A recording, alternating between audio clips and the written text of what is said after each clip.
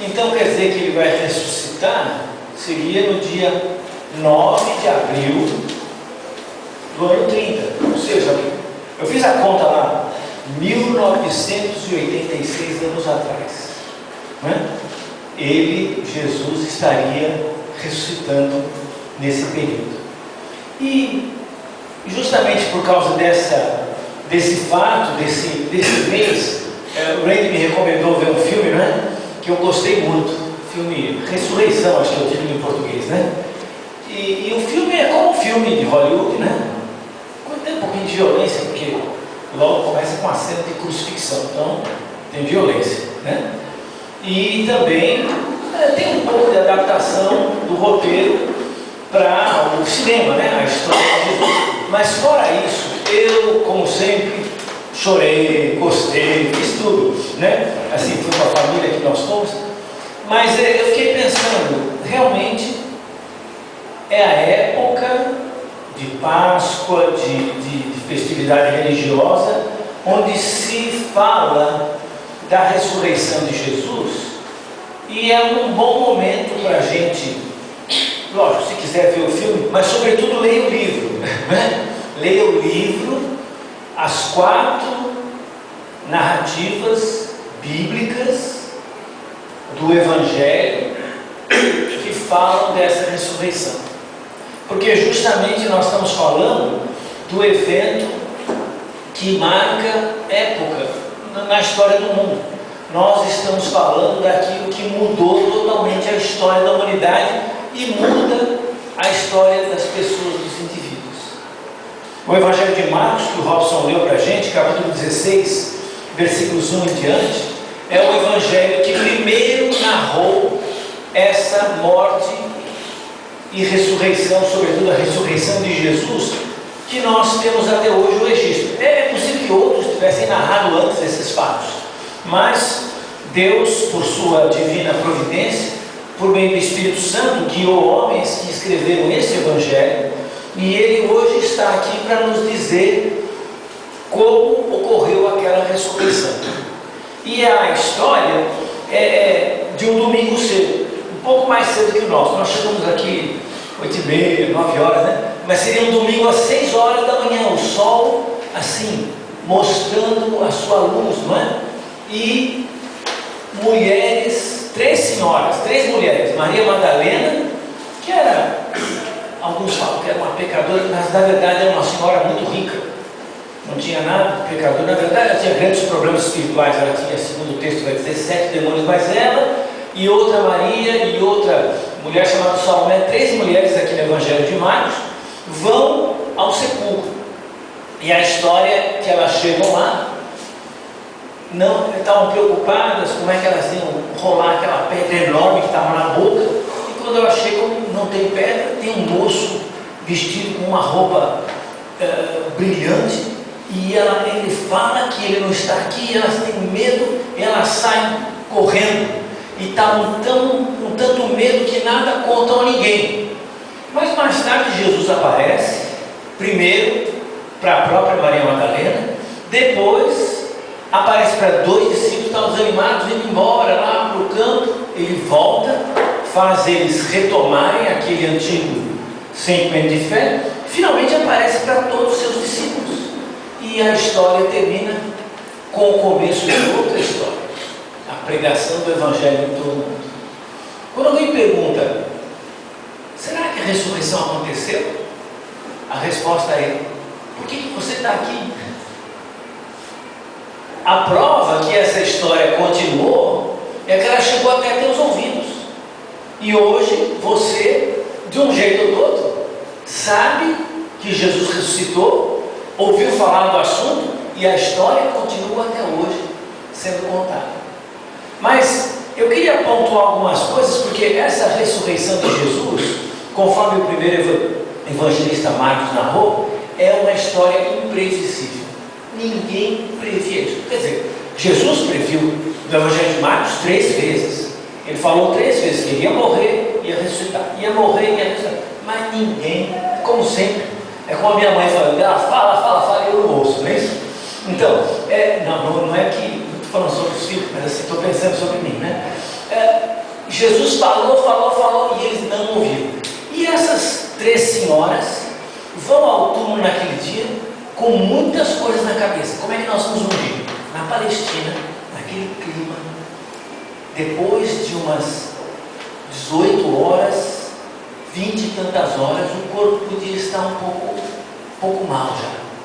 Então, mas elas iam terminar o serviço, porque os homens que fizeram o serviço correndo, o homem não faz nada direito, né? José de Arimateia colocou lá os aromas de Jesus de qualquer jeito, elas iam consertar o serviço, fazer direitinho. E a preocupação delas, como é que nós vamos fazer? Pior, aquela pedra imensa, nós vimos um batalhão de homens colocando a pedra. Como é que nós 3 vamos tirar essa pedra? Era uma coisa imprevisível. Elas não pensavam que isso ia acontecer. Até numa entrevista do programa do Jô Soares, aquele arqueólogo adventista Rodrigo Silva usou esse momento para dizer o seguinte: essa é a prova que esse tipo de história é verdadeira. Por quê? Porque ninguém acreditava. Essas mulheres não foram lá, agora vamos lá ver Jesus ressurreto, é hoje. Não, elas foram lá para dizer, vamos chorar pela última vez, vamos tentar dar um jeito, né? E não sei como é que a pedra vai ser removida. Ou seja, uma história que era tão imprevisível, que era tão inesperada, que por isso mesmo é verdadeira. Inclusive, no mundo antigo, desculpem as senhoras aqui presentes, o testemunho num tribunal de uma mulher não valia nada. Então, aparecer para uma mulher testificar um fato, juridicamente era zero, ninguém falou nada, não temos testemunho.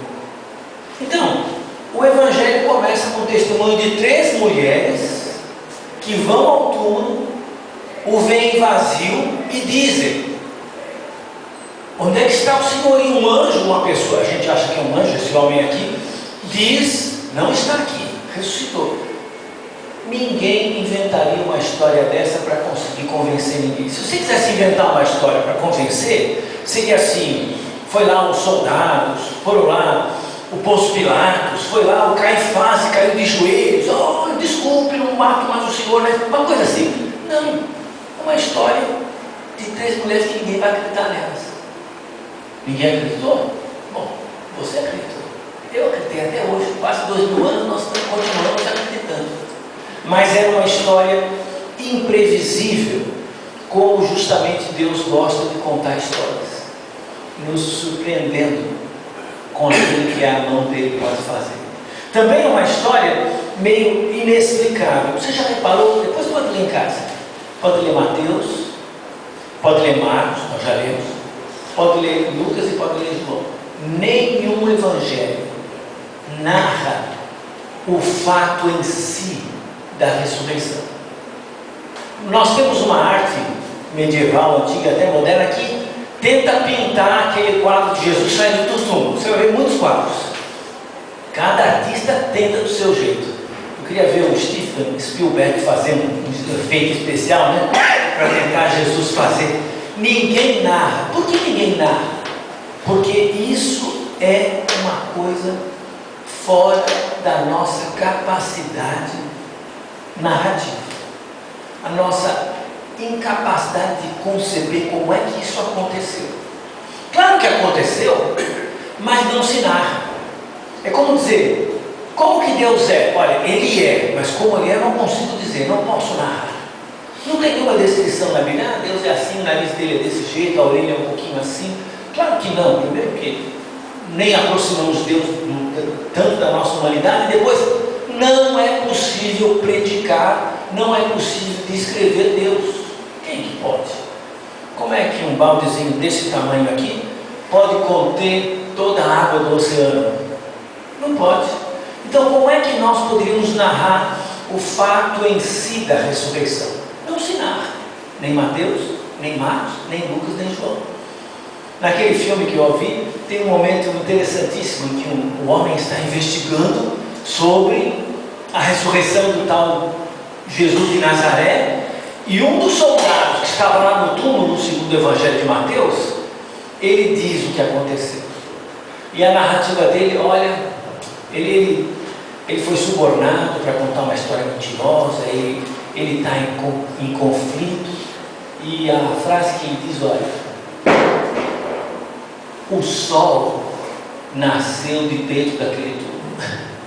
De repente o sol nasceu ali e nós fugimos. Eu achei uma boa tentativa justamente para descrever indescritível. Um olhar para o que não pode ser encarado. Já tentou encarar o sol por 5 minutos, de olho aberto? Não tente, não tente. Vai ser a última coisa que vai ver, né? Não se faz. Porque justamente nós estamos vendo uma coisa inexplicável acontecer.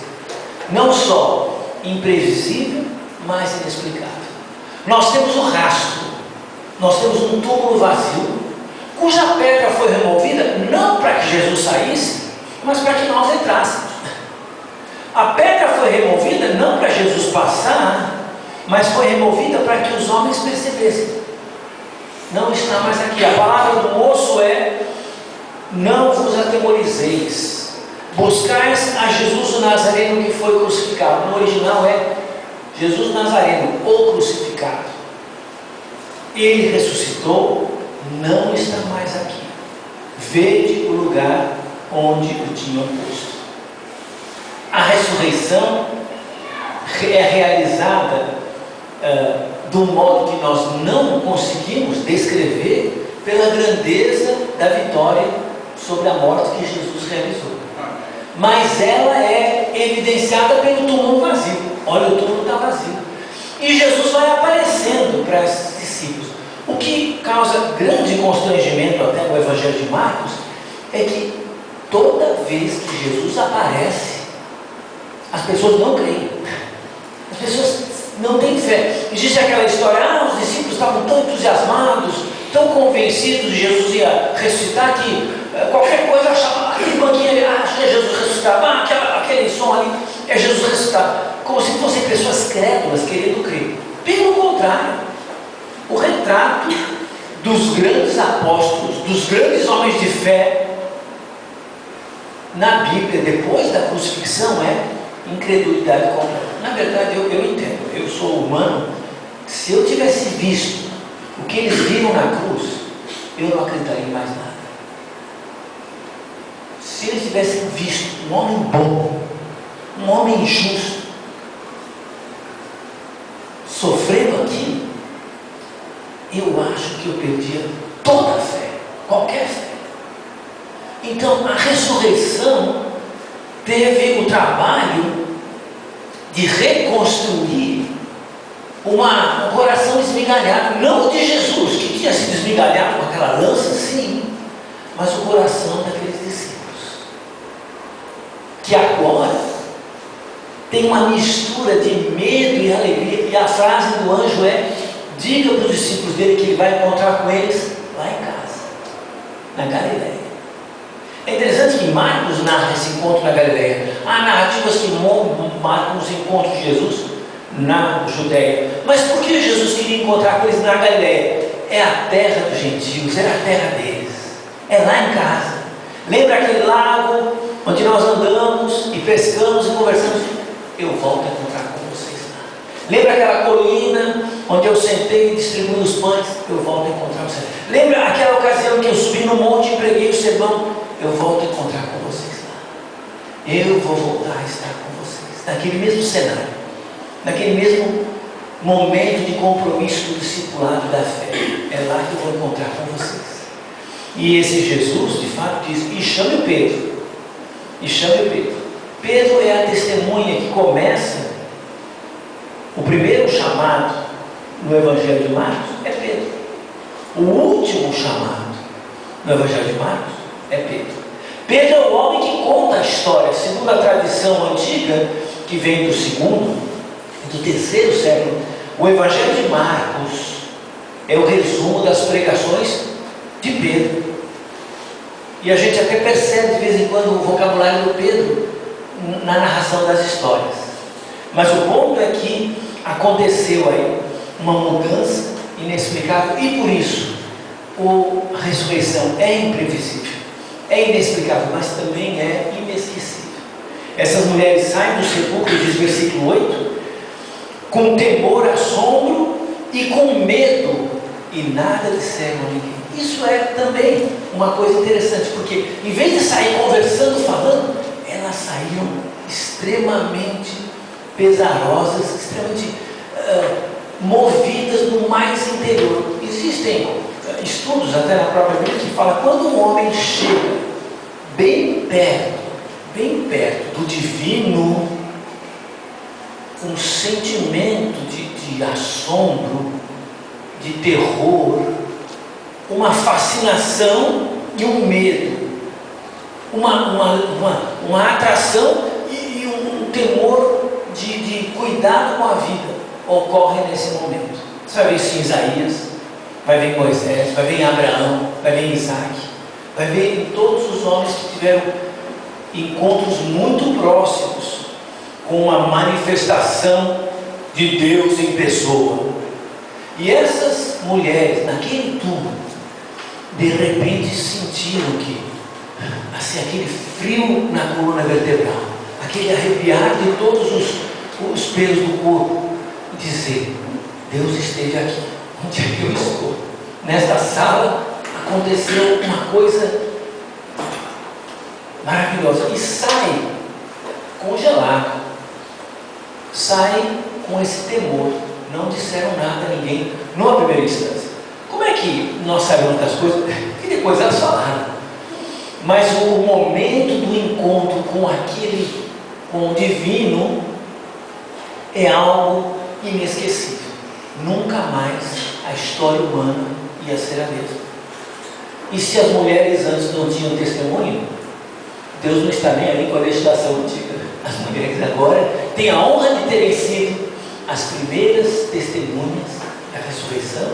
No versículo 9 a 11, Maria Madalena, a primeira pessoa com que teve aquele encontro pessoal com Jesus, e embora na lista oficial das aparições da ressurreição, lá em 1 Coríntios 15, a primeira testemunha seja Pedro, a primeira pessoa para quem Jesus faz uma aparição particular pessoal é Pedro. Apesar dessa lista oficial ser publicada para efeito de cartório, entre nós sabemos. Quem assistiu as mulheres em primeiro lugar, quem viu Jesus em primeiro lugar foram as mulheres. E elas saíram e pregaram. Jesus apareceu e isso foi inesquecível. O resto desse capítulo 16 vai nos levar até os versículos 15 e 16, quando o próprio Jesus aparece e disse-lhes: Ide por todo o mundo e pregai o Evangelho a toda criatura. Quem crer e for batizado será salvo. Quem, porém, não crer será condenado. Esse Jesus saiu do túmulo, foi ao encontro dos discípulos sem fé, confrontou-os com a sua falta de fé, e a falta de fé deles era uma mistura de alegria e perplexidade. E nesse momento ele diz: façam o favor de passar isso adiante. E essa história é, na verdade, a história inesquecível deles. Eles não falharam nisso, não.